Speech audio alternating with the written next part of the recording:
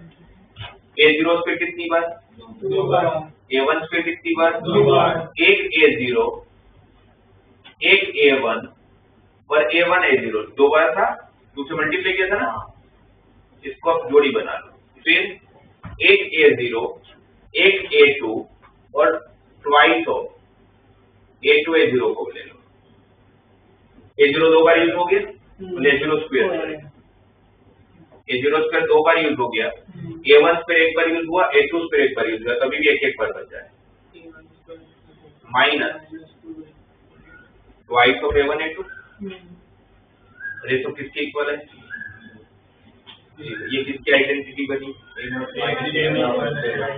A0 minus ऐसा बन रहा है A0 माइनस A1 का whole square plus A0 minus A2 का whole square plus A1 minus A2 का होल स्क्वायर, और ये सब कुछ किसकी इक्वल है? तीन स्क्वायर के एडिशन 0 कब होते हैं? तीनों 0 होने का मतलब क्या हुआ? A0 equal to A1 equal to, इसमें के तीनों की वैल्यू सेम, तीनों की वैल्यू सेम। अब ये तीनों की वैल्यू सेम है तो A0 की वैल्यू अगर 1 है तो A1 की वैल्यू भी, तो A1 को अगर मैं 1 रखूंगा तो A का आंसर 1/4। ये कितना आ गया? 1/4। A2 भी कितना है? A0 के इक्वल, और A0 कितना है? 1, तो A2 को भी 1 रख सकता हूँ। A2 को 1 रखा, ये आपका 1/4 आ गया था, तो 1/4 का स्क्वायर 6 into 1/16 तो 3/8, ठीक है। 3/8 दूसरी तरफ गया 5/8, तो 4B इक्वल टू 5/8, तो B इक्वल टू 5/32। हम लोगों को इस क्वेश्चन में से एक वैल्यू ढूंढनी थी, ऑप्शन बी ए बी की वैल्यू ढूंढनी थी। देखो A इक्वल 1/4, B इक्वल 5/32। तो दिन से अभी कैलकुलेशन में कुछ प्रॉब्लम हो रही थी, इसलिए नहीं आ रहा था। तो ये पहले देखो आइडेंटिटी ध्यान में रखो, कभी भी आपको जरूरत पड़ती है।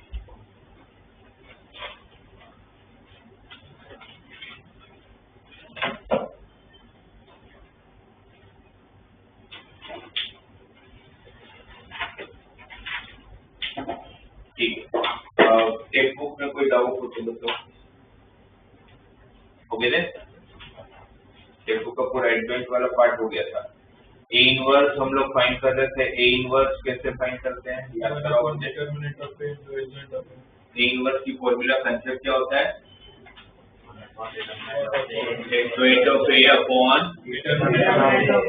डिटरमिनेंट ऑफ ए। और किसी का भी इनवर्स कब एग्जिस्ट करता है? बाइजेक्टिव वाला इनवर्स अलग है, ये इनवर्स जब नॉन सिंगुलर होता है। नॉन सिंगुलर का मतलब क्या है? जहाँ पर डिटरमिनेंट की वैल्यू 0 नहीं होती। इसलिए हम बोलते हैं कि किसी का भी इनवर्स निकालने से पहले हमेशा क्या करना है आप लोगों को? डिटरमिनेंट की अगर 0 आ गया तो फिर इनवर्स एग्जिस्ट ही नहीं करेगा। फिर इसकी प्रॉपर्टीज हमने चेक किया था। इनवर्स की प्रॉपर्टी जब हम लोगों ने डिस्कस किया था तो हमें कौन कौन सी प्रॉपर्टी पता चली थी कि अगर A इंटू ए इनवर्स या A इनवर्स इंटू ए का आंसर सेम होता है, किसकी इक्वल होता है? I। तो किसी भी दो मैट्रिक्स का मल्टीप्लिकेशन अगर I आ रहा है तो ऐसा कब हो सकता है? जब एक दूसरे के इनवर्स।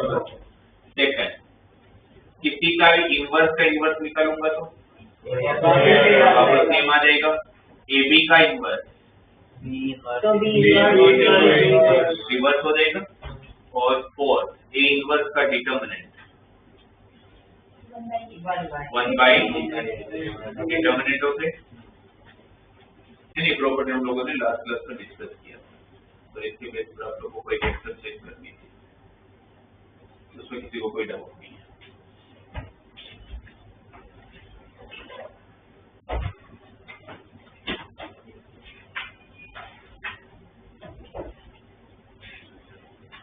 तो कभी अगर आप लोगों को ऐसा आता है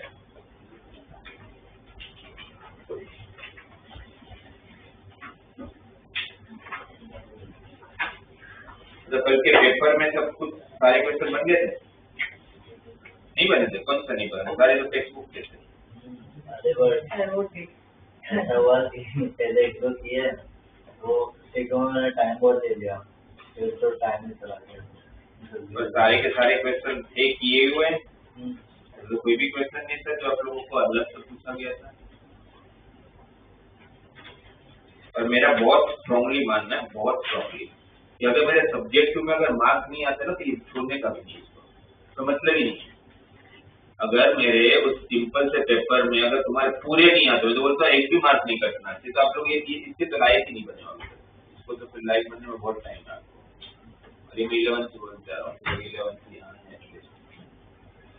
सब्जेक्ट टू के बिना ऑब्जेक्ट टू कभी नहीं हो सकता है, ये गलत फहमी है लोगों की कि सब्जेक्ट टू के बिना ऑब्जेक्ट टू हमसे बन जाए। फिर वो तुक्के मारने वाली बात है कि ऑब्जेक्ट टू में तो मैंने वैल्यू पुट कर चेक कर लिया, एक आध दो में मैच हो गया, 2-4 में नहीं हुआ, वो अलग बात है। पर आप कंसेप्ट के बिना तो कैसे करोगे, क्योंकि कल का जो पेपर आपको था वो तो पूरा का पूरा एनसीईआरटी था, कोई भी टेक्स्ट बुक तो बना नहीं था। यूनिवर्सिटी को मैं फिर भी एक तो मैंने पूछे थे, पर वो भी सारे असाइनमेंट के सर हमने क्लास में डिस्कस किए हैं सारे के सारे, तो नहीं आने वाली तो बात ही नहीं होनी चाहिए।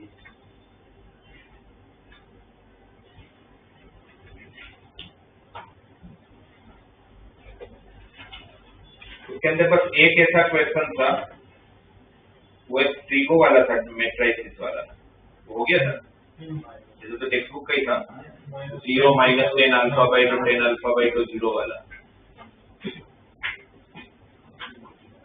जिसमें I plus A equal to I minus A cos alpha sin alpha, है ना, वो वाला क्वेश्चन। तो उसमें नॉर्मली क्या करना चाहिए, cos अल्फा sin अल्फा की जगह पर 10 वाली फॉर्मूला लगा लेनी चाहिए।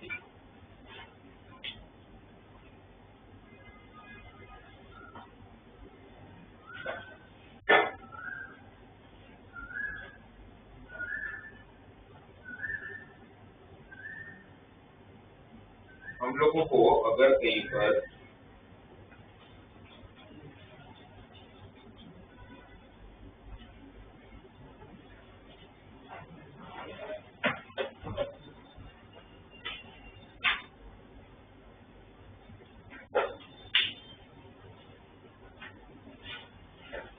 अगर आप लोगों को ऐसे दिया जाए,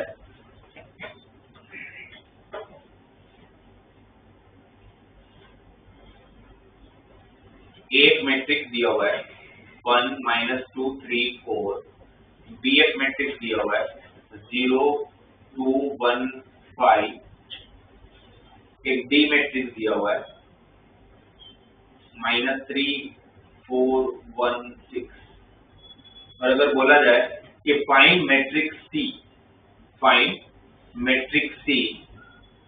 for which ABC is equal to D, इस कंडीशन के लिए आपको सी पता करना है। ए दिया हुआ है, बी दिया हुआ है, सी मिसिंग है, जो पता करना है डी दिया हुआ है, हमें सी का मैट्रिक्स पता करना है। तो ए की वैल्यू और बी तो एक ऑप्शन मेरे पास क्या है कि भाई 1 - 2 3 and 4, बी क्या दिया हुआ है 0 2 1 and 5, सी पता नहीं है, बट सामने डी क्या दिया हुआ है -3 4 1 and 6, इसका ऑर्डर क्या है, इसका ऑर्डर क्या है, कोई भी दो मैट्रिक्स का मल्टीप्लाई कब हो सकता है,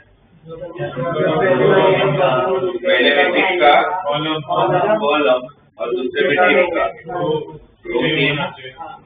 तो अगर ये दोनों सेम है तो मल्टीप्लाई हो सकता है, और अगर मल्टीप्लाई करोगे तो उसका जो आंसर आएगा उसका ऑर्डर क्या होगा 2/2। तो ये मुझे पता चला कि इसका आंसर 2/2 में होगा। सामने जो डी दे रखा है उसका ऑर्डर भी क्या है 2/2, तो फिर सी का ऑर्डर क्या होगा, क्योंकि ये तो बोला नहीं है कि सी का ऑर्डर क्या होगा, तो हमें डिसाइड करना है, तो सी को क्या होना पड़ेगा 2/2 ही होना पड़ेगा, क्योंकि अगर इसका ऑर्डर 2/2 है, सामने आंसर भी 2/2 है, तो हमें पता है कि अगर यहाँ पर 2/2 है, मुझे एक मैट्रिक्स का ऑर्डर डिसाइड करना, मेरा आंसर भी 2 × 2 का है, तो हमें पता है कि किसी भी दो मैट्रिक्स का मल्टीप्लाई होने के लिए इसको और इसके रो को सेम होना पड़ेगा। पहली बात तो इसका कि वो तो ट्रांसफॉर्म होगी, तो इसको तो 2 ही होना पड़ेगा, फिर जो आंसर आता है वो इसका रो और इसके कॉलम के बराबर होता है, तो इसका कॉलम को भी 2 होना पड़ेगा, तभी वो 2/2 बनेगा। तो हमें पता चल गया सी कैसा मैट्रिक्स होगा, तो मेरे पास सी पता करने के लिए दो ऑप्शन है, इसको मल्टीप्लाई करना, सी को ABCD ले लूं, इसको भी तो मल्टीप्लाई करना, तो कितने अननोन होंगे? 4। सामने कितने एलिमेंट है? 4। इक्वेट कर सकता हूँ, ऑर्डर से मैं तो इक्वेट कर ही सकता हूँ, तो कितने इक्वेशन मिलेंगे? 4। अननोन भी कितने? 4 अननोन, 4 इक्वेशन सोल्व करूंगा, ABCD की वैल्यू मिल जाएगी। ये एक ऑप्शन है मेरे पास करने के लिए, बस थोड़ा लेंथी है। उससे बेटर है क्या करना चाहिए? ABC इक्वल टू D दिया हुआ है, मुझे फाइंड क्या करना है? C। तो मुझे क्या नहीं चाहिए? ये भी नहीं चाहिए, तो मैं भी को दूसरी तरफ शिफ्ट कर लेता हूँ, और मैट्रिक्स जब दूसरी तरफ जाएगा तो क्या हो जाएगा? इनवर्स हो जाएगा। पर ध्यान जो रखना है वो ये है, मैट्रिक्स में मल्टीप्लिकेशन कॉम्बिनेटोर रूल को फॉलो नहीं करते। इसका मतलब कभी भी आप लोग किसी मैट्रिक्स को दूसरी तरफ शिफ्ट करोगे ना, वो वही ऑर्डर में जाएगा जिस ऑर्डर में दिया हुआ। पर इस ऑर्डर की बात नहीं कर रहा हूँ मैं इसका प्लेसमेंट की बात कर रहा हूँ। यहाँ पर एक कौन सा है? फर्स्ट, सामने जाएगा भी फर्स्ट, और कहीं नहीं जा सकता। बी यहाँ पर सेकंड है तो सामने जाएगा भी सेकंड। अगर आपने प्लेसमेंट अलग किया तो आपका आंसर गलत आएगा। इसका आंसर सी का होगा A inverse into B inverse into D. अगर यहाँ फर्स्ट है तो सामने भी फर्स्ट प्लेसमेंट में जाएगा, यहाँ सेकंड है तो सामने सेकंड भी जाएगा। सपोज मुझे इस क्वेश्चन में A दिया होता, C दिया होता और B पता करना होता, तो मैं AC को शिफ्ट जब करता तो मेरा क्या हो जाता? A inverse D into C inverse. अगर यह फर्स्ट है तो फर्स्ट ही जाएगा, थर्ड है तो थर्ड ही जाएगा, वो आप चेंज ही नहीं कर सकते। ठीक है, ये हमेशा ध्यान में रखेंगे। क्यों पे पूछे तो क्या रीजन देंगे? मल्टीप्लिकेशन कॉम्बिनेटोर रूल को फॉलो नहीं करता, ऑर्डर चेंज अपनी मर्जी से नहीं कर सकते। और बाकी फिर A इनवर्स ढूंढना चाहिए, कैसे ढूंढते हैं? शॉर्टकट में प्राइमरी डायगोनल को इंटरचेंज, साइन बदल देंगे, divided by determinant of 4 plus 6 then B inverse. B का एडजॉइंट क्या होगा? 5 0 minus 2 minus 1 divided by 0 minus 2, और फिर डी ऑलरेडी दिया हुआ है, माइनस 3 4 1 6। अरे काफी सारे बच्चे फिर ये 10 को अंदर ले लेते, पर वो भी मत लो, वो लास्ट में लेना। अभी 10 को अंदर लोगे तो फ्रैक्शन में आएगी वैल्यू, क्यों टेंशन लेना है? इन दोनों का मल्टीप्लाई करूंगा, क्या होगा? 20 माइनस 2 18, फिर first row second column minus 8 0, फिर second row first column minus 15 minus 1 minus 16, फिर 6 0, और फिर इसका मल्टीप्लाई माइनस 3 4 1 6 के साथ, और नीचे क्या है डिवाइड में? माइनस 20। फिर इसको मल्टीप्लाई करोगे तो first row first column minus 54 minus 8 minus 60, first row second column 72 minus 48, 72 minus 48 24, 48 plus 6 minus 64 plus 36 minus 48 कितना है? माइनस 64 का प्लस 36, माइनस 64 प्लस 36 माइनस 48 ही होगा नहीं, सॉरी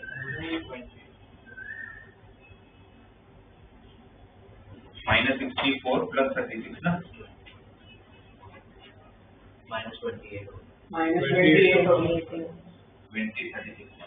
माइनस 28, और ये तो किससे डिवाइड हो रहा है? माइनस 20। तो माइनस 20 से डिवाइड करो तो फाइनल आंसर क्या देगा आप लोगों का? 62/20 तो 31/10, यहाँ पर माइनस 24/20 तो 6/5 माइनस 6/5 54 माइनस 20 तो माइनस रहेगा ही है ना, 27/10, और यहाँ पर माइनस माइनस कैंसिल हो जाएगा 28/10। तो ये आप लोगों का आंसर है। इसमें मुझे कहीं पर भी इक्वेशन बनाने की भी जरूरत नहीं है, सिर्फ आप इनवर्स फाइंड करना आना चाहिए। बट ध्यान में इक्वेशन इसलिए बता रहा हूँ क्योंकि वो बच्चे लोग ऑर्डर कोई भी मन में आए वो रख देते हैं। आप चेंज नहीं कर सकते, जैसा है आपका प्लेसमेंट ऐसा ही होगा जब आप शिफ्ट करोगे तो, ठीक है। ये आप ध्यान में रखेंगे कभी भी शिफ्टिंग के पहले।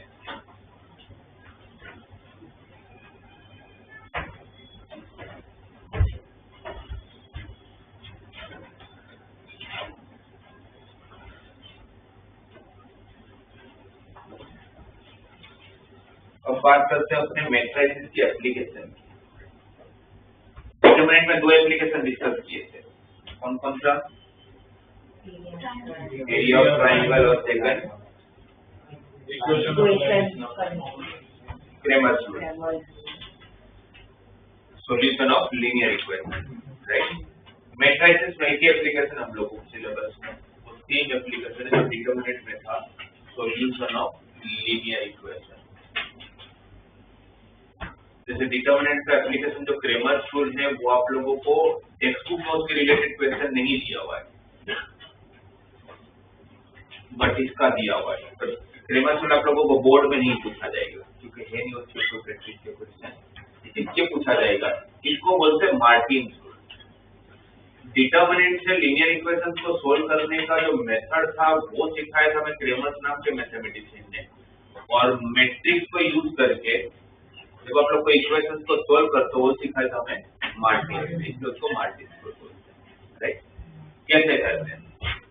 2x minus y equal to 4 and x plus y equal to 2।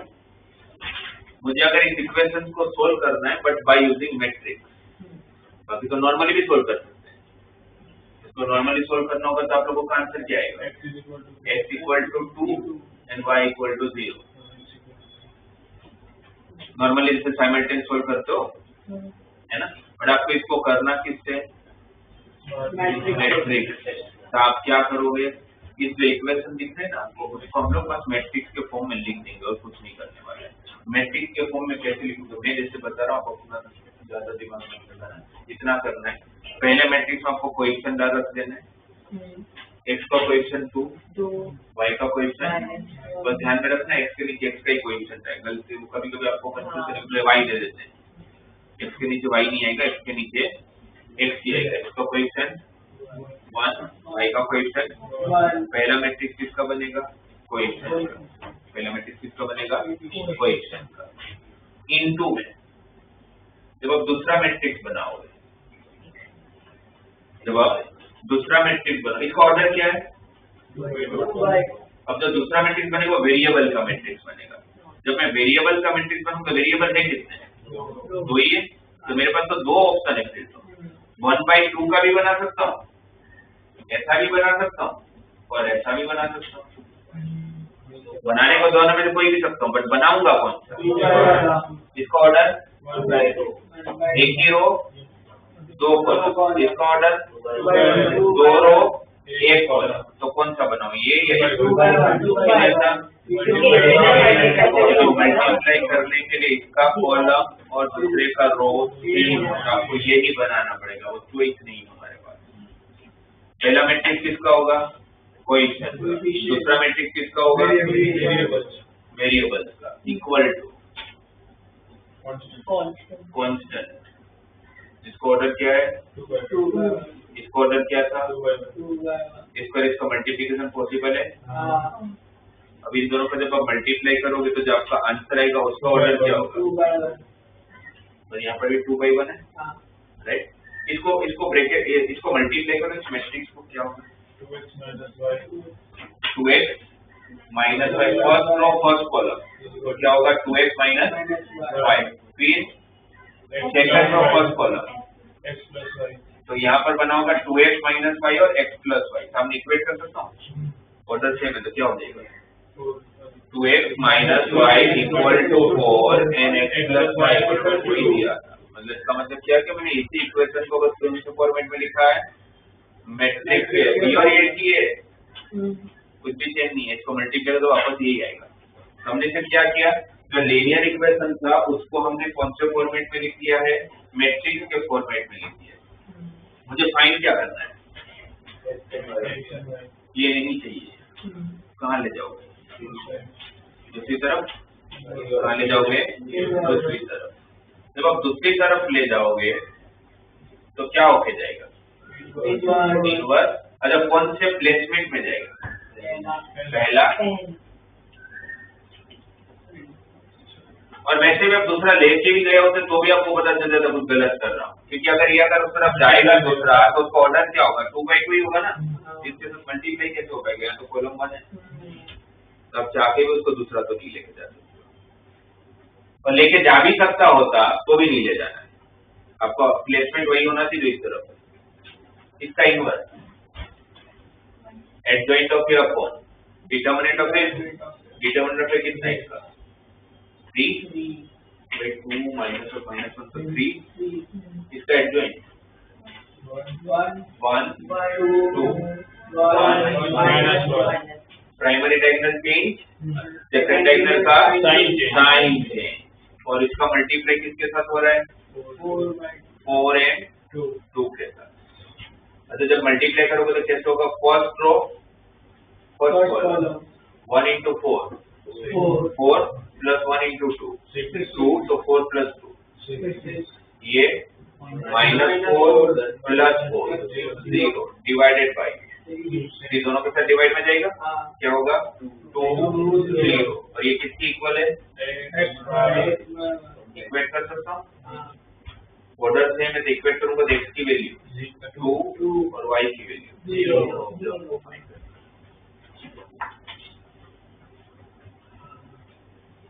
तो एक बात तो सीधी सी कि मार्टिन्स ने ये पता करने के लिए तो आपको मार्टिन्स रूल नहीं सिखाएंगे, क्योंकि इससे ज्यादा ये नहीं है, तो टफ मेथड क्यों सिखाएगा, उसने ये मेथड इसलिए सिखाया बिकॉज आपको कोई सिस्टम ऑफ इक्वेशन कंसिस्टेंट है कि इनकंसिस्टेंट है, और स्पेशली जब 3/3 हो, मतलब 3D के अंदर कैसे करोगे आप, लाइन यहाँ स्पेस में लाइन पड़ी हुई है, आपको क्या पता वो इंटरसेक्ट कर रहा है कि नहीं, तो उसके लिए आपको मार्टिन्स रूल चाहिए होगा। जैसे क्रेमर्स में भी वही करते थे, एक चार्ट बना के दिया था मैंने आपको, एक चार्ट बना के दिया था कि सिस्टम ऑफ इक्वेशन कब कंसिस्टेंट होते हैं कब इनकंसिस्टेंट होता है, मुझे याद कराओ कौन से इक्वेशन कब कंसिस्टेंट होते हैं, यूनिक इनफाइनाइट जिसके सॉल्यूशन होते हैं, और इनकंसिस्टेंट कौन होते हैं, जिनके सॉल्यूशन नहीं होते। सॉल्यूशन कब नहीं होंगे,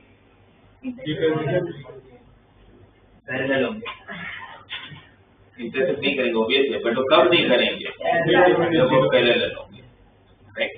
और 3D के अंदर कब इंटरसेक्ट नहीं करेंगे, दो केस, एक स्पेस में हो एक सरफेस में हो, जैसे सामने की दीवार पे दोनों लाइन है बट दोनों लाइन पैरेलल है तो इंटरसेक्ट नहीं करेगा। दूसरा होता है एक ही सरफेस में, एक प्लेन में और एक ही प्लेन में, तो दोनों प्लेन में रहने वाले लोगों को एक दूसरे के साथ कोई लेने देना नहीं, तो भी मतलब नॉन कोप्लेनर हो बेसिकली। जब एक प्लेन पे लाइन नहीं करते हो, अलग अलग घर में रहते हो, तो कभी इंटरसेक्ट नहीं करने वाले, है ना, वहां पर दो केस बन जाएंगे, पर वो देख के नहीं पता चलता।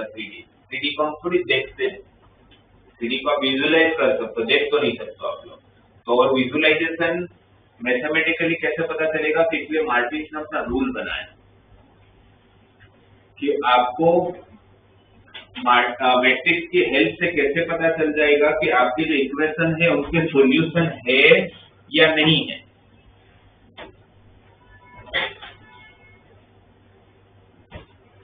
अच्छा अगर यह जैसे मैंने 2/2 का लिखा है, आपको बोर्ड में हो सकता है, इनका तो काम है कि बोल सकते हैं कि 5 मार्क का 4 मार्क का क्वेश्चन 3/3 का इक्वेशन दे देंगे, बोलेंगे x y z की वैल्यू निकालो, तो कैसे निकालोगे, तो यहाँ पर इस बार मुझे बता दो कैसे लिखते आप, लिखना होता तो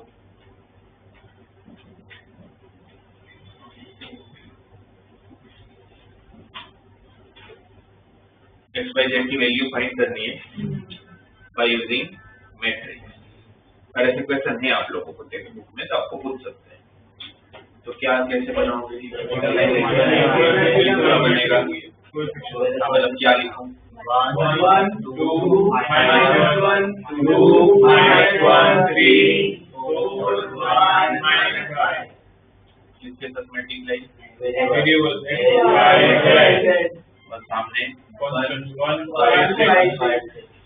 आपको x y z पता करना है, तो ये मैट्रिक्स कहाँ जाएगा, इनवर्स क्या हो जाएगा इनवर्स। और 3/3 के इनवर्स ढूंढने में टाइम लगता है, क्योंकि 3/3 का इनवर्स ढूंढने के लिए सबसे पहले उसका एडजॉइंट ढूंढना होता है, और एडजॉइंट ढूंढने में माइनस कोफैक्टर उसका मैट्रिक्स में से 2/2 तो कहते हैं शॉर्टकट से, 3/3 में शॉर्टकट नहीं है, तो इसलिए वो एडजॉइंट ढूंढने में थोड़ा सा टाइम लगेगा, राइट।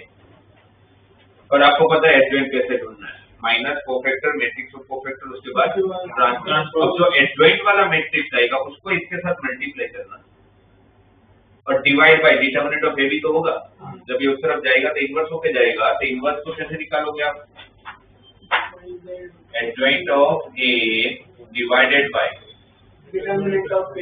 तो ये एडजॉइंट ऑफ ए के साथ पहले 1 साइड इसको मल्टीप्लाई कर लेना, तो एडजॉइंट ऑफ ए का ऑर्डर क्या होगा, ये 3/3 है, तो एडजॉइंट ऑफ ए भी क्या होगा 3/3, इसका ऑर्डर क्या है 3/1। तो मल्टीप्लाई हो सकता है, तो आंसर आएगा 3/1 का होगा, उसको किसके साथ मल्टीप्लाई डिवाइड कर लूंगा, ऑर्डर तो वही रहेगा, इस तरफ ऑर्डर क्या है इक्वेट कर सकता हूँ, इसको आ जाएगी, फिर छोड़ना मत, वो XYZ को हिला देगा, फिर वेरीफाई करवाना, क्योंकि मिस्टेक हो जाएगी आपको समझ ही नहीं आएगा, क्योंकि वो छोटे छोटे कैलकुलेशन होते हैं, मिस्टेक होगी कितना भी ठीक कर लो, राइट, कहीं ना कहीं मिस्टेक करके आएंगे, तो हम क्या करेंगे, तो XYZ के लिए सब पुट करके चेक कर लीजिए सेटिस्फाई कर रहा है क्या, नहीं कर रहा है तो समझ में आ जाएगा कुछ तो गलती की, उसको ठीक कर लिया जाए, ठीक है। तो ये हो गया आप लोगों को 3/3 का मैट्रिक्स को 3/3 का मैट्रिक्स को यूज करके आप कैसे तीन अननोन वैल्यू XYZ पता कर सकते हैं। लेक्चर देखा है तो पूरा प्रोसीजर में आप 3 मैट्रिक्स बना रहे हो, कौन कौन सा, कोएफिशिएंट का मैट्रिक्स, सपोज उसको मैं A नाम दे देता हूँ, ये क्या है, it's a matrix of coefficient, ध्यान क्या रखना है, कोएफिशिएंट का मैट्रिक्स बनाते हुए क्या ध्यान रखना है, y पहले नहीं लिखा है, x के नीचे x का कोएफिशिएंट, y के नीचे y का, z के नीचे z का, ये पहला मैट्रिक्स बनाते हैं। फिर दूसरा एक मैट्रिक्स बनाते हैं जिसको सपोज मैं कैपिटल X नाम दे देता हूँ, तो ये किसका मैट्रिक्स है, मैट्रिक्स ऑफ वेरिएबल, फिर इक्वल टू b, b क्या है, मैट्रिक्स ऑफ कांस्टेंट,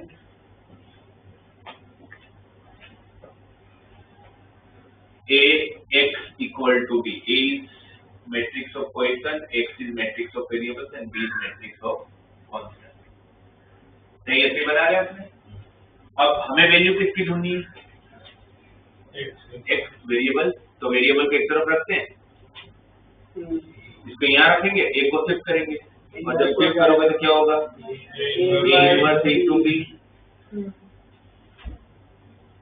करेक्ट, और जो a इनवर्स into b हुआ तो a इनवर्स मतलब क्या, into b, inverse equal to adjoint of a divided by determinant of a into b, ऐसे होगा ना। अब मैं आपको ये समझाता हूँ कंसिस्टेंसी इनकंसिस्टेंसी कैसे किया जाएगा। अच्छा, कंसिस्टेंसी इनकंसिस्टेंसी वापस आप लोग को अगर याद कराऊं तो ये अगर आपके पास कोई भी दो लाइन है,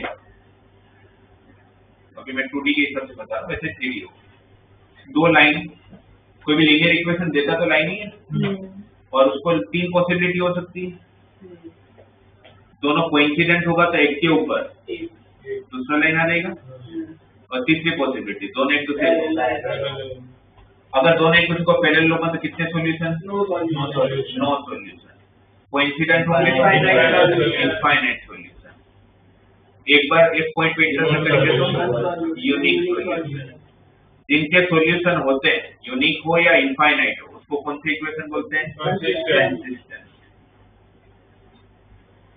और जिनके सॉल्यूशन नहीं होते उसको कौन सा बोलते हैं,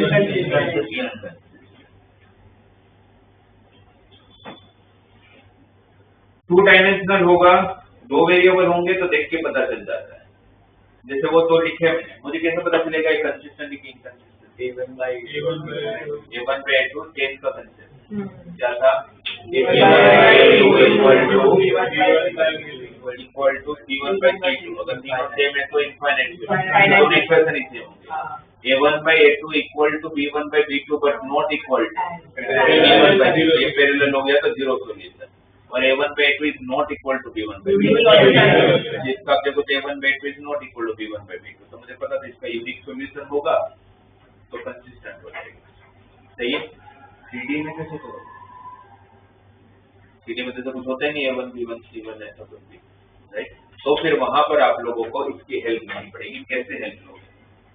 एक तो क्रेमर्स रूल से सिखाया था, राइट। वैसे ही ऑलमोस्ट सेम है, और मैं तो बोलता हूँ कि क्रेमर्स रूल ज्यादा इजी है मार्टिन्स रूल से, बट क्रेमर्स रूल आप लोग बोर्ड में अप्लाई नहीं कर पाओगे। ऑब्जेक्टिव में तो आप कोई भी लगाओ फर्क नहीं पड़ता। बोर्ड में आपको कंसिस्टेंसी का क्वेश्चन आएगा तो फिर आपको मार्टिन्स रूल से ही करना पड़ेगा, बिकॉज बुक में आपको क्रेमर्स रूल नहीं दिया हुआ। तो x equal to adjoint of a तो b upon determinant of a। तो सबसे पहला काम जब भी कंसिस्टेंसी इनकंसिस्टेंसी होगी यहां से चालू होगा, क्योंकि अगर यही जीरो आ गया तो दिक्कत तो चालू हो जाएगी, राइट। तो हम स्टार्ट कहां से करेंगे? हमेशा determinant of a। Determinant of a मतलब किसका डिटरमिनेंट? कोएफिशिएंट ऑफ वेरिएबल्स का जो मैट्रिक्स बना होगा उसका डिटरमिनेंट की वैल्यू। उसका जब किसी का भी जब डिटरमिनेंट निकालते हैं तो देयर आर टू केसेस या टू पॉसिबिलिटीज। कौन सी? नॉट इक्वल टू जीरो और इक्वल टू जीरो। अगर मेरा डिटरमिनेंट ऑफ a जीरो नहीं आया तो डिनोमिनेटर अगर जीरो नहीं आ रहा तो adjoint of a into b को कुछ भी आने तो क्या फर्क पड़ता है? मैं तो बोलता adjoint of a into b null matrix आ गया, 0 0 0 आ गया, बट डिवाइड में 5 है तो 0/5 तो 0 ही होगा। तो इसका क्या अगर नीचे 0 नहीं है तो फिर ऊपर मुझे चेक ही नहीं करना, कुछ भी है मुझे कोई फर्क नहीं पड़ता। हम बोल सकते हैं कि नीचे 0 नहीं है तो इसका यूनिक सॉल्यूशन ही होगा, है ना। यहाँ पर जो भी वैल्यू आएगी, अच्छा यहाँ पर ऑर्डर क्या होगा इसका? 3/3। Adjoint of a into b का ऑर्डर क्या होगा? 3/1। तीन वेरिएबल की अगर बात कर रहा हूँ तो एडजॉइंट ऑफ a का ऑर्डर क्या होगा? 3/3। b का ऑर्डर क्या होगा? 3/1। दोनों का मल्टीप्लाई का ऑर्डर क्या होगा? 3/1। इस तरफ भी ऑर्डर क्या होगा? 3/1। xyz 3/1। तो यहाँ पर 3/1 के नीचे डिटरमिनेंट ऑफ a 0 नहीं है तो फिर हर एक के साथ डिवाइड में चला जाएगा। मैं तो बोलता हूँ ऊपर 0 होने दो ना, क्या फर्क पड़ता है? तो कंफर्म हो गया determinant of a is not equal to 0। फिर मुझे न्यूमरेटर चेक भी नहीं करना, आपको वैल्यू नहीं चाहिए, आपको सिर्फ ये बताना है कि कंसिस्टेंट है इनकंसिस्टेंट, मतलब सॉल्यूशन है या नहीं है। तो आपको पता चले determinant of a is not equal to 0, it means adjoint of a into b का आंसर जो भी हो मुझे सॉल्यूशन कैसा मिलेगा? एक एक वैल्यू मिलेगी xyz की, राइट। और जिसका यूनिक सॉल्यूशन होता है उसको कौन सा इक्वेशन बोलते हैं? कंसिस्टेंट। तो कंफर्म हो गया ये कंसिस्टेंट इक्वेशन। तो determinant of a is not equal to 0 तब डायरेक्टली लिख दिया जाना है इक्वेशन, जो सिस्टम ऑफ इक्वेशन हो कंसिस्टेंट है, कोई टेंशन नहीं है, ठीक है। पर डिटरमिनेंट ऑफ a 0 आ गया, डिनोमिनेटर 0 आया, मैथ्स में हम बोलते हैं कि डिनोमिनेटर जब 0 आता है तो अनडिफाइंड हो जाता है, बट मैथ्स में और एक भी तो फॉर्म होता है 0/0 का, जिसको हम बोलते हैं इनडिटरमिनेट फॉर्म, राइट। तो आप क्या करोगे? If your determinant of a equal to 0 means if your denominator is equal to 0, तो in that case you have to check for value of numerator adjoint of a into b निकालूंगा। Adjoint of a into b क्या मिलेगा? Matrix मिलेगा, जिसका order क्या होगा? 3/1। तो मेरे पास क्या possibility? Adjoint of a into b का जब निकालूंगा तो या तो नल मैट्रिक्स नहीं होगा या तो होगा। पहले मैं लेके चल रहा हूँ कि नल मैट्रिक्स नहीं है। नल मैट्रिक्स कब होगा? जब ये 3 और 0 होंगे, 2 0 होगा, 1 5 होगा तो भी नल मैट्रिक्स नहीं है। तो अगर नल मैट्रिक्स नहीं है इसका मतलब क्या निकला? डिनोमिनेटर 0 है पर न्यूमरेटर 0 नहीं है। तो ऐसा मैथमेटिकली पॉसिबल नहीं है कि डिनोमिनेटर 0 हो बट न्यूमरेटर 0 ना हो। इसका मतलब ये हुआ कि इसका कोई सॉल्यूशन नहीं होगा, नो सॉल्यूशन। तो क्या हो जाएगा? ये inconsistent.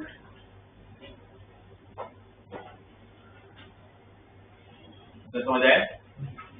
पहला केस क्या था, determinant of A not equal to 0 आया, तो डिनोमिनेटर 0 नहीं है तो न्यूमरेटर का टेंशन नहीं है, डायरेक्टली लिखूंगा यूनिक सॉल्यूशन है, कंसिस्टेंट।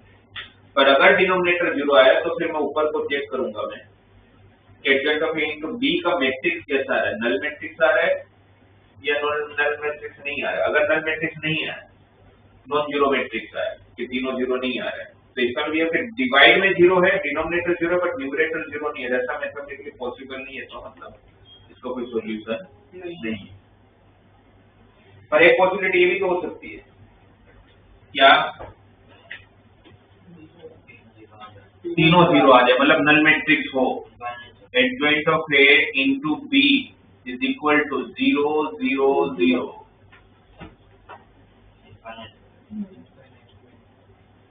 तो ऊपर नल मैट्रिक्स है, ये एक नल मैट्रिक्स है, नीचे भी 0 है, तो कौन सा फॉर्म हुआ, कौन सा फॉर्म बोलते हैं, इनडिटरमिनेट फॉर्म। कौन सा फॉर्म बोलते हैं, इनडिटरमिनेट फॉर्म।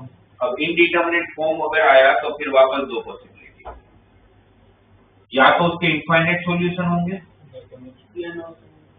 या तो नो सॉल्यूशन होंगे, जब 0/0 का फॉर्म आता है।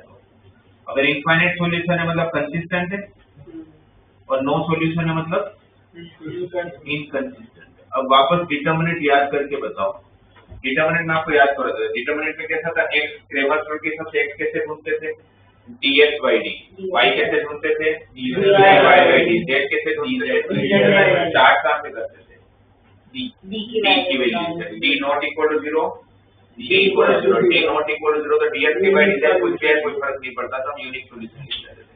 जब d 0 आता था तो फिर किसको चेक करते थे, x आपका dx/d था। अच्छा dx कैसे निकालते थे, x के कोएफिशिएंट हटा के कांस्टेंट को लेते थे, जैसे d ऑफ y में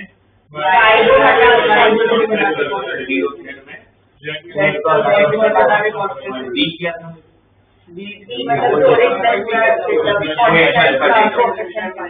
तो डिटरमिनेंट ऑफ ए भी तो कोएफिशिएंट का डिटरमिनेंट है, दोनों एक ही तो है। d निकालते थे, d नॉट इक्वल टू 0 है तो फिर dx/dz चेक भी नहीं करते थे, बोलते थे यूनिक सॉल्यूशन। पर d 0 आया फिर हम चेक करते थे dx dy dz के लिए कोई एक भी 0 नहीं आया, सपोज ये 0/0 बना, पर यहाँ पर 5/0 का फॉर्म बना, तो हम क्या लिख के आते थे, क्योंकि 5/0 एग्जिस्ट नहीं यहाँ पर हुआ। अगर ये नल मैट्रिक्स नहीं बना तो फिर नो सॉल्यूशन। फिर अगर d 0 आया और dx dy dz भी तीनों 0 आ गए, तो फिर दो पॉसिबिलिटी होती थी, कौन कौन सी, इनफाइनाइट सॉल्यूशन या तो नो सॉल्यूशन। और वो कैसे पता, a2 के ले लेते थे, एक वेरिएबल को क्या करते थे कि a ले लेते थे, क्योंकि इनफाइनाइट सॉल्यूशन का मतलब क्या, x y z की कोई एक वैल्यू तो होगी नहीं, बहुत सारी वैल्यूज है जो उसको सेटिस्फाई करता होगा। तो हम क्या करते थे, उसके बाद ये दोनों में से कौन सा केस है वो पता करने के लिए किसी एक वेरिएबल को ये ले लेते थे।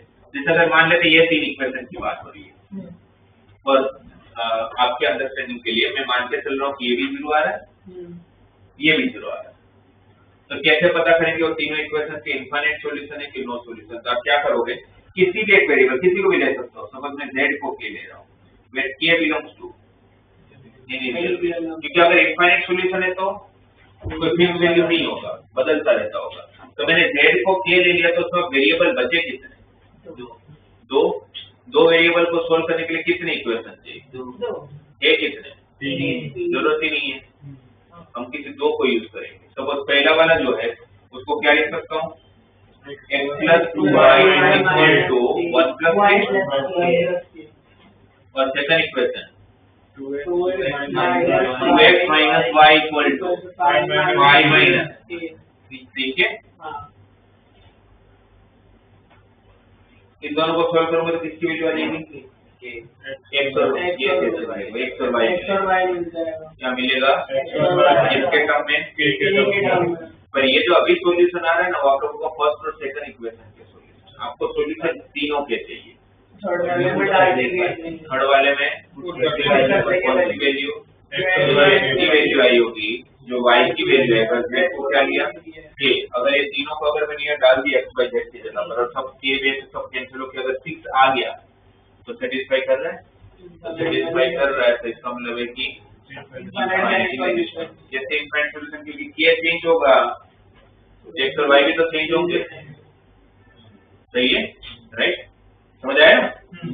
क्योंकि अगर यहाँ पर x जैसे x की वैल्यू कितनी मिलेगी यहाँ पर अगर इसको मैं 2 से मल्टीप्लाई करके सब्ट्रैक्ट कर लूँ तो 2x cancel 4y minus y 3y is equal to 2 plus 2k plus नहीं सॉरी माइनस 2 प्लस 2k में से इसको माइनस करूंगा तो 2 माइनस 5 माइनस 3 और 2k प्लस 3k 5k तो y की वैल्यू कितनी आ गई 5k minus 3/3 That was the 5. Equation add होगी ना इसको 2 से मल्टीप्लाई किया सब्ट्रैक्ट किया 2x कैंसिल हुआ 4y माइनस 5 सॉरी यहाँ 5y यहाँ पर 5y तो y की वैल्यू कितनी आ गई 5k माइनस 3/5 ये y को किसी भी इक्वेशन में पुट कर दूंगा तो x मिलेगा वो भी किसके टर्म में मिलेगा अब ये k को चेंज करूंगा k को अगर मैं 1 डालूंगा तो मुझे x और y कुछ मिलेगा k को 2 रखूंगा तो x और y बदलेगा ना k को 3 रखूंगा तो वापस x और y बदलेगा और सारी की सारी वैल्यू तीनों को सेटिस्फाई कर रहा है क्योंकि तीसरा जब x y z की वैल्यू मिली तो आपने पुट करके चेक किया ना तो कितने सॉल्यूशन हुए पर ये जो x y z की वैल्यू है अगर मैंने इसमें पुट किया और इक्वल टू 6 नहीं आया मतलब सेटिस्फाई नहीं किया देखा कि सॉल्यूशन नहीं है ये जो सॉल्यूशन हो इन दोनों के आपको तीनों के सॉल्यूशन चाहिए तो फिर क्या लिख के आऊंगा सॉल्यूशन नहीं है तो नो सॉल्यूशन लिख के देगा इक्वेशन। तो ये पूरे चार्ट की हेल्प से मैं इक्वेशन बता सकता हूँ कि कंसिस्टेंट होगा कि इनकंसिस्टेंट।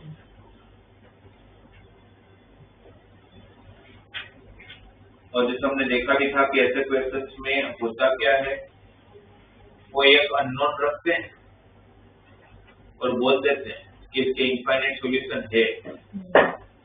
अगर इसके इनफाइनाइट सॉल्यूशन है तो फिर डिटरमिनेंट ऑफ a की वैल्यू को क्या होना पड़ेगा 0 होना पड़ेगा, सही है राइट। तो डिटरमिनेंट ऑफ a की वैल्यू को 0 होना पड़ेगा। जैसे अगर मुझे यहाँ पर इस क्वेश्चन में यहाँ पर 5z की जगह पर लैम्डा z दिया हुआ है और मुझे बोला है कि this system of equation is an infinite solution. इस सिस्टम ऑफ इक्वेशन के कितने सॉल्यूशन है तो लैम्डा की वैल्यू फाइंड करो।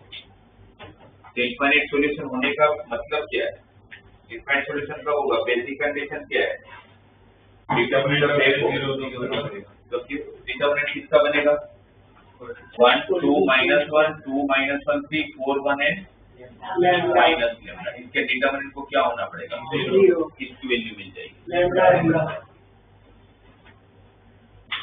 बोला जाए कि this system of equation is an unique solution then find the value of lambda. तो क्या करोगे तो भी मैं इक्वल टू 0 ही लूंगा तो भी मैं ये करूंगा इक्वल टू 0 ही लूंगा। सपोज लैम्डा की वैल्यू 5 मिली तो मेरा आंसर क्या होगा ऑल द रियल वैल्यू है 5 क्योंकि 5 पे 0 आ रहा है आपको 0 नहीं चाहिए तो बाकी कोई भी रियल नंबर चलेगा 5 हटा दो, सही है राइट। तो ये आपका एक चार्ट हो गया जिसके बेस पर आप लोग किसी भी सिस्टम ऑफ इक्वेशन कंसिस्टेंट है कि इनकंसिस्टेंट है ये बता पाओगे। और फिर पूछे कि कंसिस्टेंसी का मतलब क्या होता है तब क्या बोलोगे जिसके सॉल्यूशन हो फिर वो यूनिक हो तो भी चलेगा इनफाइनाइट हो तो भी चलेगा, ठीक है क्लियर है इतना। इसके आगे इसके अंदर और एक कंसेप्ट है होमोजेनियस इक्वेशन वाला। किसको बोलते हैं होमोजेनियस इक्वेशन हर टर्म के अंदर सारे वेरिएबल की पावर से वैसा नहीं होगा। हर टर्म के अंदर वेरिएबल की पावर सेम। ये जो इक्वेशन लिखा है मैंने x + 2y - z = 1 वो होमोजेनियस है क्यों नहीं तो कांस्टेंट की पावर उसमें वेरिएबल की power x plus 2y minus z equal to 1 है, तो वहां पर आप लोगों को होमोजेनियस नहीं होने का रीजन कौन है? 1, क्योंकि फर्स्ट टर्म के अंदर x का पावर 1 है, सेकंड टर्म के अंदर y का पावर 1 है, तीसरे टर्म के अंदर z का पावर भी 1 है, बट इक्वल टू कांस्टेंट है, तो वहां पर x का पावर कितना होगा?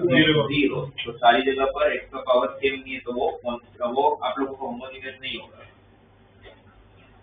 तीसरा हम एक चीज ये बोल सकते हैं कि कोई भी सिस्टम ऑफ इक्वेशन अगर होमोजेनियस है तो उसका कांस्टेंट तो नहीं होगा, क्योंकि कांस्टेंट होगा तो उसको होमोजेनियस नहीं बनने देगा, राइट? तो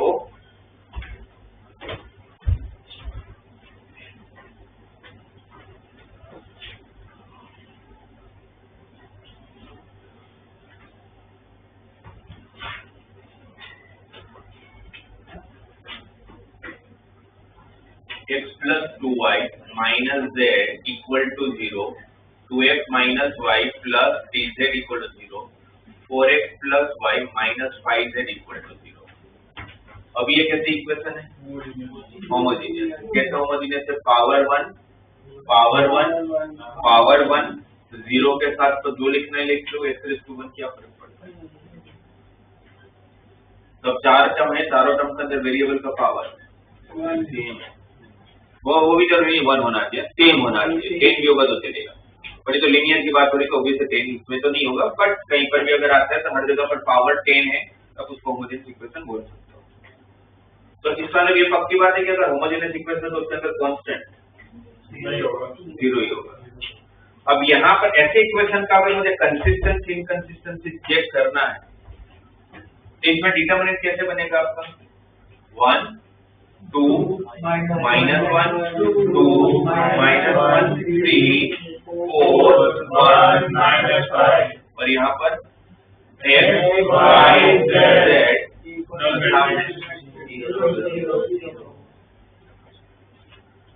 ये उत्तर देगा तो इनवर्स होके देगा। एक इनवर्स मैट्रिक्स का, और इनवर्स के लिए क्या करोगे? इसका एडजॉइंट पता करोगे, डिवाइड बाय डिटरमिनेंट ऑफ ए पता करोगे, और ये एडजॉइंट ऑफ ए को किससे मल्टीप्लाई करोगे?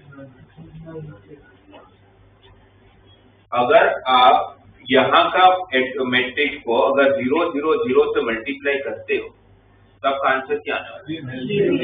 इसको फाइंड नहीं करूंगा ही नहीं, क्योंकि एडजॉइंट ऑफ ए का कोई भी एलिमेंट आ जाएगा, मल्टीप्लाई 0 के साथ होगा तो आंसर क्या आने वाला है? ये तो पक्की बात है कि हमारा न्यूमरेटर तो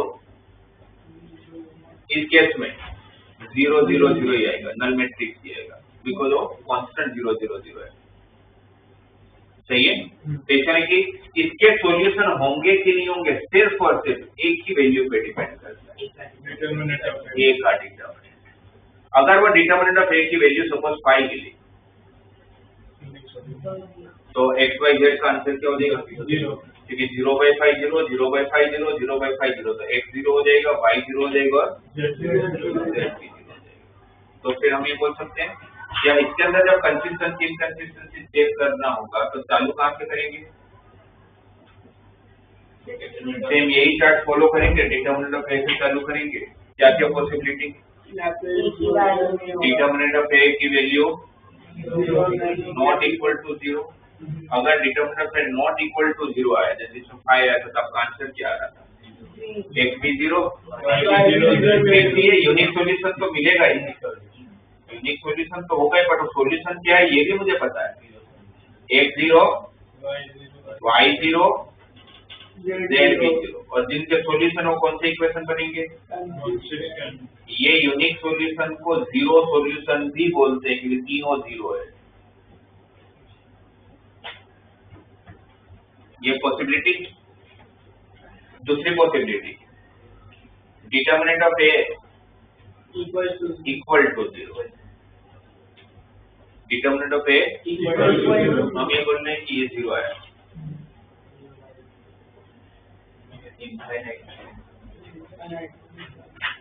अगर ये 0 आया तो फिर ये 0/0 का फॉर्म बना। अच्छा, फिर जब डिटरमिनेंट ऑफ ए 0 आता था तो इस चार्ट में आप देखो तो फिर हम चेक क्या करते थे कि adjoint of A into B का आंसर क्या आएगा, क्या नल मैट्रिक्स आएगा कि नहीं आएगा? नहीं आने का तो सवाल ही नहीं है, adjoint of A to B, उसमें तो क्या आना है, ए वाला तो कैसे भूल जाओ। होमोजेनियस इक्वेशन में ऐसा तो होने ही नहीं वाला ना कि adjoint of A to B not equal to 0 0 0, ये तो कोई ही नहीं, क्योंकि इसको 0 0 0 होने की वजह से आपका adjoint of A to B तो 0 0 0 आएगा, तो डायरेक्टली यही केस बनेगा। जब ऊपर भी 0 आता है नीचे भी 0 आता है तो हमारे पास दो केस बनते थे, इनफाइनाइट सॉल्यूशन है, इसको नो सॉल्यूशन वाला केस ही नहीं बनेगा, इसमें नो सॉल्यूशन वाला केस ही नहीं बनेगा। अगर डिटर्मिनेंट ऑफ ए 0 आया मतलब आपका डिनोमिनेटर 0 है, न्यूमरेटर तो कंफर्म था 0 है, तो उस केस में आपको डायरेक्टली इसके इनफाइनाइट सॉल्यूशन ही मिलेंगे। ऐसा क्यों हुआ कि बाजू में दो केस बनते थे पर इसमें दो केस नहीं बनता है? ओरिजिन से बात होती है।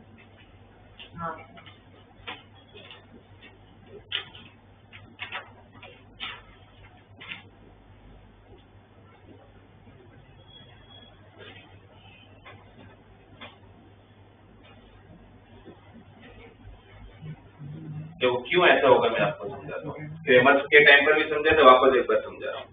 यहाँ पर ये तीनों में कांस्टेंट नहीं है, तो कहाँ से पास करा चाहिए? ओरिजिन 2D हो या 3D, ओरिजिन से पास होगा क्योंकि कांस्टेंट नहीं है। अब अगर ओरिजिन से पास हो रहा है और हम यहाँ पर बोल रहे कि नो सॉल्यूशन वाला केस ही नहीं बनेगा, क्योंकि नो सॉल्यूशन कब हो सकता है? जब वो पैरेलल होगा। अब ऐसा कैसे पॉसिबल है कि मेरे पास ऐसी दो लाइन है कि जो ओरिजिन से पास भी हो रहे हैं और साथ में वो पैरेलल भी है, ये दोनों एक साथ पॉसिबल, एक ही पॉइंट से पास भी और पैरेलल भी, ऐसा कैसे हो सकता है? सही बात है, राइट? या तो ओवरलैप होंगे या तो ओरिजिन पे इंटरसेक्ट करके निकल जाएंगे, ओरिजिन पे इंटरसेक्ट करके निकल गया तो एक सॉल्यूशन है 0 0 0 का, या तो फिर दूसरा ऑप्शन एक ही है। और इनफाइनाइट सॉल्यूशन कब होंगे? एक के ऊपर ही दूसरा आ जाए, मतलब कोइंसिडेंट हो जाए। तो इसलिए यहाँ पर नो सॉल्यूशन वाला केस ही नहीं बनेगा। अगर डिटर्मिनेंट ऑफ ए 0 आया, ऊपर तो 0 था ही, तो 0/0 में इनफाइनाइट सॉल्यूशन ही मिलेगा। उसको लिखने के और क्या क्या तरीके हो सकता है? इनफाइनाइट सॉल्यूशन में तो कंसिस्टेंट तो ही, इसमें तो दोनों ही कंसिस्टेंट है, बस एक में यूनिक सॉल्यूशन है, एक में इनफाइनाइट। उस इनफाइनाइट सॉल्यूशन को लिखने के दूसरे तरीके, नॉन ट्राइवियल सॉल्यूशन, ये क्रेमर्स के टाइम पर भी आया था, नॉन ट्राइवियल सॉल्यूशन और इसको trivial solution. Trivial non trivial सिर्फ होमोजेनियस में यूज होता है, तो नॉन ट्राइवियल सॉल्यूशन की कंडीशन कोई पूछे तो क्या बोलोगे? Determinant of A equal to 0। Infinite solution की कंडीशन क्या है? Determinant of A equal to 0। More than one solution, किसी भी system of equation, linear system of equation के एक से ज्यादा सॉल्यूशन है तो फिर डायरेक्टली कितने होंगे? इनफाइनाइट। कोई भी दो लाइन दो पॉइंट पर थोड़ी ना इंटरसेक्ट कर सकती है, या तो एक पे करेगी या तो फिर डायरेक्टली इनफाइनाइट पे करेगी। इससे मोर देन वन सॉल्यूशन मतलब वो इनफाइनाइट की बात कर रहे हैं। Non zero solution, zero solution उसको बोलते हैं जब तीनों जीरो नहीं है तो फिर ये वाला केस है, तो उसको नॉन जीरो सॉल्यूशन बोलते हैं। इन सब की कंडीशन एक ही है, determinant of A equal to 0। वो कौन सा टर्मिनोलॉजी उस टाइम पर एग्जाम में यूज करेंगे वो हमें भी नहीं पता, इसलिए हमें तो सारी टर्मिनोलॉजी पता होनी चाहिए। जैसे इसमें दे देंगे दिस सिस्टम ऑफ इक्वेशन, यहाँ पर ये फाइव की जगह पर लैम्डा रख देंगे, बोलेंगे this system of equation is a non trivial solution, find lambda. अब मुझे उस टाइम पर अगर वो नॉन ट्राइवियल सॉल्यूशन का मतलब नहीं पता होगा तो लैम्डा नहीं फाइंड कर पाऊंगा, है ना? तो ये चार्ट होमोजेनियस इक्वेशन के लिए हुआ।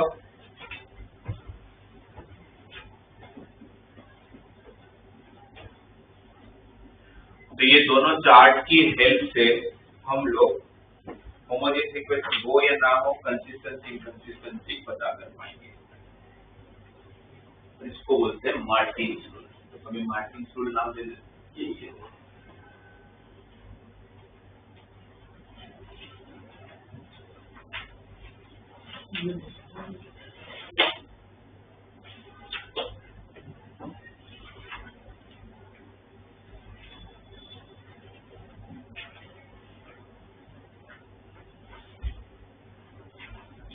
अच्छा, बोर्ड में आप लोगों को ऐसे क्वेश्चन ज्यादा पूछे जाते हैं। ये जैसे मैंने अभी आप लोगों को जो बताया उसमें कैसा था कि मैं आप लोगों को इक्वेशन ऑलरेडी दे देता था, है ना? एक पॉसिबिलिटी ऐसी होगी कि आपको इक्वेशन नहीं देंगे, वो भी आपको खुद बनाने, बट आपको उसके लिए इन्फॉर्मेशन दिया, वर्ड प्रॉब्लम होगा, जैसे मैं अगर आपको दिया जाता है कि इसमें बोला है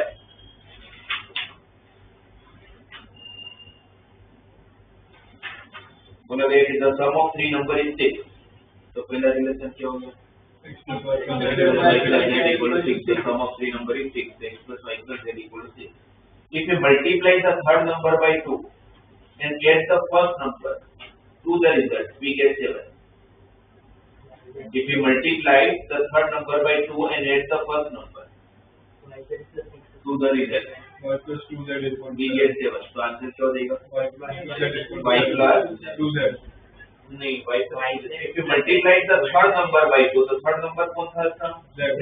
उसको 2 से multiply कर 2z and the first number and add the first number. 6 plus x हो जाएगा. If we multiply the third number by 2 and add the first number, result is 7. x plus 2z x plus 2z equal to 7. यहाँ पर दूसरा relation होगा. फिर बोले by adding the second and third number to the 3 times the first number, we get 12. 3x plus y plus z equal to 12. 3x plus y plus z equal to 12. फिर बोला है कि by using matrix find the number. तो बस equation भी हमने बना लिया, बाकी मार्टिन स्टोन्स हम लोग एक्स की वैल्यू निकाल लेंगे.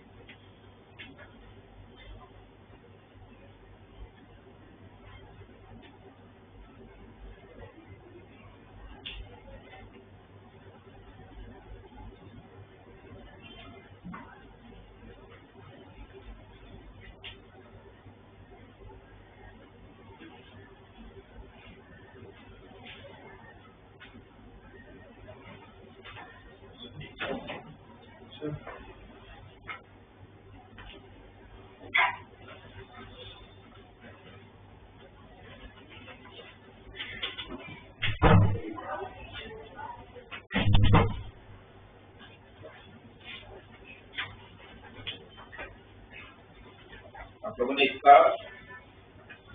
4.4 तक कर लिया है ना? 4.4 आप लोगों का इनवर्स था. अच्छा, अब आप लोगों को समझ में आएगा कि मैंने इनवर्स हमने क्यों पता, इनवर्स ढूंढा ही क्यों था? Because of this application. क्योंकि अगर ये एप्लीकेशन में एक्स वाई जेड ढूंढना है तो किसकी जरूरत है? इनवर्स की लोग एडजॉइंट की जरूरत है, इसलिए मैंने एडजॉइंट ढूंढा था. पहले हम एडजॉइंट पता करते हैं बिकॉज ऑफ इनवर्स, इनवर्स पता करते हैं because of this application. Right, तो आप लोगों का एक्सरसाइज 4.5 है ना, वो पूरा का पूरा यही सारे क्वेश्चन की इक्वेशन दिया हुआ है. बोला गया है कि एक्स वाई जेड की वैल्यू फाइंड करो.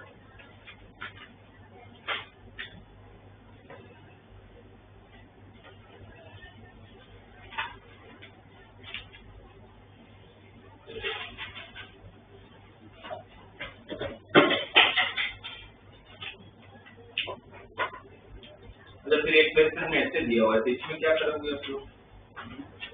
तो ये टेक्स्ट में इसलिए इसमें 7 क्वेश्चन ऐसा है. Solve this equation by using matrix. और इक्वेशन ऐसे दिया हुआ है 2x plus 3y plus 10z equal to 4, 4x minus 6y plus 5z equal to 1 and 6x plus 9y minus 20z equal to 2.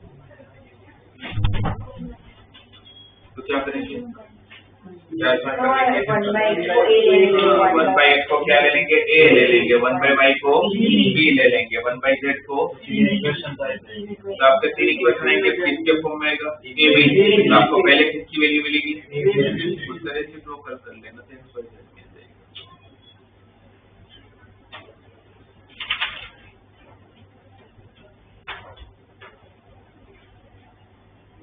तो ये मैट्रिक्स का सबसे लास्ट पार्ट था आप लोगों के टेक्स्ट बुक के साथ. तो वो थोड़ी प्रॉपर्टीज वगैरह थोड़ी टर्मिनोलॉजी है जो इसमें नहीं दिया हुआ है, मैं नेक्स्ट क्लास में बताऊंगा.